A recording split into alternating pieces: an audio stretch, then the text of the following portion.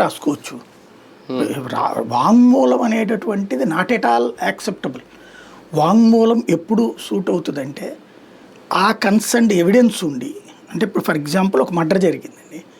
Murder జరిగిన టైంలో murder చేసినోడిని నేను చూశాను, అక్కడే నేను ఉన్నాను, నేనే సో కత్తిని ఆపాను, ఆపుతుంటే నా మీద అంటే ఆ పక్కన ఉన్నాను నేనని చెప్పినా కూడా అది స్టేల్డ్ ఎవిడెన్స్ అవుతుంది.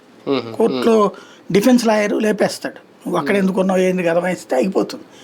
అలా కాకుండా దానికి ఫాలో అప్ ఎవిడెన్స్కి ఎట్లా ఉండాలా, ఆడికి కత్తితో పొడి చేసి వెళ్ళిపోతా ఉంటే నేను పట్టుకోబోయాను, పట్టుకోబోతుంటే నన్ను కూడా పొడవబోయాడు, అప్పుడు ఇదిగో నాకు ఈ దెబ్బ తగిలింది, ఇది సబ్స్టాన్షియల్ ఎవిడెన్స్ కిందకు వస్తుంది. అంతేగాని లేకపోతే కనుక దాన్ని ఏమంటారంటే ప్లాంటెడ్ విట్నెస్ అంటారు.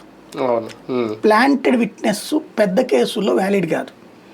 అవి ఎట్లాగుంటాయి అంటే పాపం డబ్బులు లేని అమాయకులైనటువంటి వీళ్ళు ఉంటారు చూడండి, దొంగతనాలు ఈ గంజాయి మొత్తులు ఏదో పనులు చేసినటువంటి వాళ్ళు ఉంటారు చూడండి, వాళ్ళ మీద కేసులు పెడితే వాళ్ళ తరపున సరిగ్గా వాదించే లాయర్ ఎవడు ఉండడం.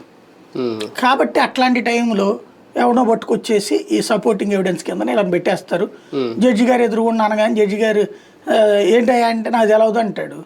వీళ్ళ తరపున వాదించేవాడు ఎవడు లేడు కదా, ప్రాథమిక ఆధారాలు ఇవి ఉన్నాయని చెప్పి లోపలేసేస్తారు. అంటే ఇలాంటి కుంభకోణాలకు కూడా ప్రత్యేక సాక్షులు ఉంటారు. అదే కుంభకోణాలకి చూపించాల్సిందే అది కదా. అంటే దీనికి కావాల్సిన కుంభకోణాల్లో కావాల్సింది ఏంటంటే రిలేటెడ్ ఎవిడెన్స్.